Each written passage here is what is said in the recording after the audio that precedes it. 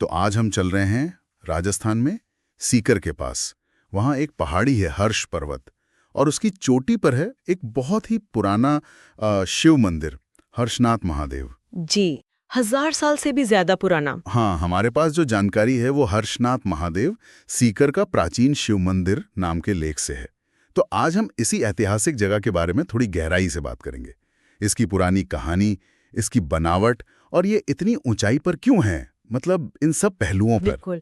और ये सिर्फ एक मंदिर नहीं है, ये तो राजस्थान के आप कह सकते हैं गौरवशाली इतिहास का एक जीता जागता सबूत है। वो भी एक पहाड़ी की चोटी पर। अच्छा, तो सबसे पहले यही बात करते हैं, ये है कहाँ पर ठीक ठीक? सीकर शहर से कितनी दूर? ये सीकर शहर से करीब मान लीजिए 14 किलोमीटर दूर है, हर्ष नाम की पहाड़ी पर। और ऊंचाई? सुनने में आया है काफी ऊंचाई पर है ये। हाँ, करीब 3000 फीट। तो जाहिर है वहां से आसपास का नजारा तो बहुत ही शानदार दिखता होगा। 3000 फीट उस जमाने में इतनी ऊंचाई पर मंदिर बनाना, ये तो अपने आप में कमाल की बात है। सही कहा। सोचना भी दिलचस्प है कि कैसे किया होगा उन्होंने, क्या तकनीक रही होगी। ये सिर्फ आस्था नहीं, उस समय की इंजीनियरिंग का भी नमूना है। सही में। अच्छा, अब जरा इसके इतिहास पर आते हैं। जी। आपने कहा 1000 साल से ज्यादा पुराना, तो कब बना था ये? जी, जो वहाँ शिलालेख मिले हैं ना, उनसे पता चलता है कि इसका जो मूल निर्माण है वो 956 ईस्वी के आसपास हुआ था। 956 ईस्वी यानी 10वीं सदी। हाँ, 10वीं सदी।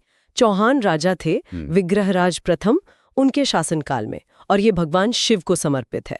उस इलाके के सबसे पुराने मंदिरों में से एक है ये। तो ये चौहान काल का है, और इसकी बनावट कैसी है, मतलब आर्किटेक्चर? मैंने पढ़ा कि नागर शैली का है। जी हाँ, ये प्रारंभिक नागर शैली का एक बहुत अच्छा उदाहरण है। नागर शैली जो उत्तर भारत में मंदिरों की खास पहचान है। इसमें ऊंचे शिखर होते हैं, मंदिर एक ऊंचे प्लेटफॉर्म चबूतरे पर होता है। और पत्थर कौन सा इस्तेमाल हुआ है? बलुआ पत्थर, सैंडस्टोन। और जो आज हम देखते हैं ना, उसमें वो 10वीं सदी के मूल मंदिर के काफी हिस्से अभी भी मौजूद हैं।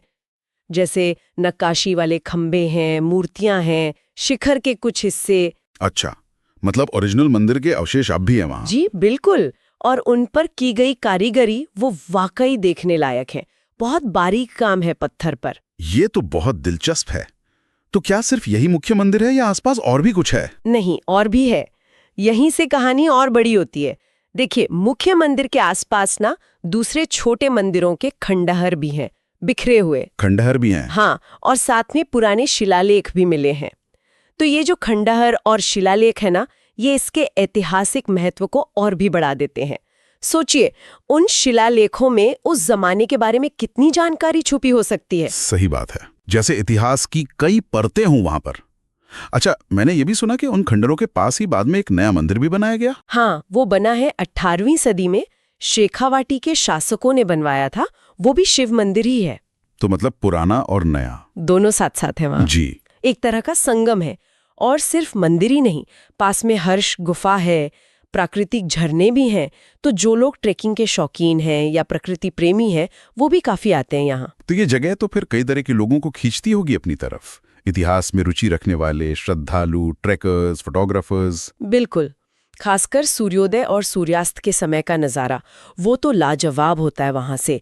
इतनी ऊंचाई पर उन प्राचीन खंडरों के बीच से उगते या डूबते सूरज को देखना, वो अनुभव ही अलग है। हाँ, कल्पना कर सकता हूँ, अद्भुत होगा। यहाँ इतिहास, अध्यात्म और प्रकृति तीनों का एक अनूठा मेल मिलता है। तो अगर हम इस पूरी बातचीत को समेटें तो क्या कहेंगे इसके बारे में? मुख्य बातें क्या हैं? देखिए, संक्षेप में कहें तो हर्षनाथ मंदिर 10वीं सदी का एक बहुत ही महत्वपूर्ण ऐतिहासिक स्थल है।